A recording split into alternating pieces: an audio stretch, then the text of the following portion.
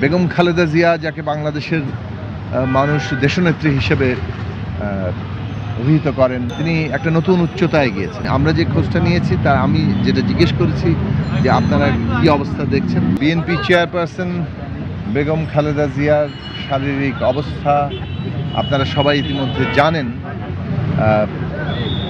আমি আজকে আমাদের দলের নেতৃবৃন্দ আমরা বিএনপি চেয়ারপারসনের শারীরিক অবস্থার সর্বশেষ খোঁজখবর নিতে এসেছিলাম। তার যারা চিকিৎসক আছেন, বিশেষত বিএনপির স্থায়ী কমিটির সদস্য ডক্টর এজেডএম জাহিদ ভাই আছেন, সাথে ডক্টর শাহাবুদ্দিন সেখানে যার সার্বক্ষণিকভাবে তার চিকিৎসার তদারকি করছেন। তাদের বক্তব্য হচ্ছে যে তিনি তুলনামূলকভাবে স্টেবল আছেন। গত কয়েকদিন যেভাবে ছিলেন তার বিভিন্ন ধরনের চিকিৎসা চলছে, ইনক্লুডিং ডায়ালিসিস। এই মুহূর্তেই তার ডায়ালিসিস চলছিল। তো মোটামুটিভাবে তিনি সবাই ডাক্তাররা বলেছেন যে তারা তাদের সর্বোচ্চ চেষ্টা করছেন এবং তারা তাদের যতটুকু আশা তারা এখনও ধরে রেখেছেন এবং সেই চিকিৎসাটা চালিয়ে যাচ্ছেন। সবাইকে দোয়া করার জন্য তারা বলেছেন, কেননা এটা তো সারা দেশবাসী আসলে উন্মুখ হয়ে আছেন। বেগম খালেদা জিয়া, যাকে বাংলাদেশের মানুষ দেশনেত্রী হিসেবে অভিহিত করেন, বিশেষত গত 15 বছরে যেভাবে তিনি নির্যাতন, কারাভোগ, এই সমস্ত কিছু মোকাবেলা করে ফ্যাসিবাদের বিরুদ্ধে লড়াইয়ে মানুষের আশা ভরসার কেন্দ্র হিসেবে ছিলেন।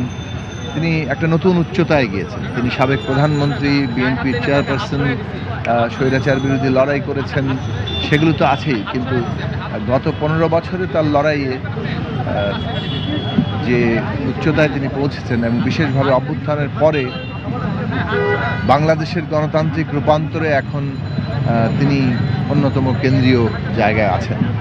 ফলে সারা দেশের মানুষ এই গণতান্ত্রিক উত্তরণের প্রক্রিয়ায় বেগম খালেদা জিয়ার দিক নির্দেশনা কিংবা তার উপস্থিতিকে গভীরভাবে উপলব্ধি করে।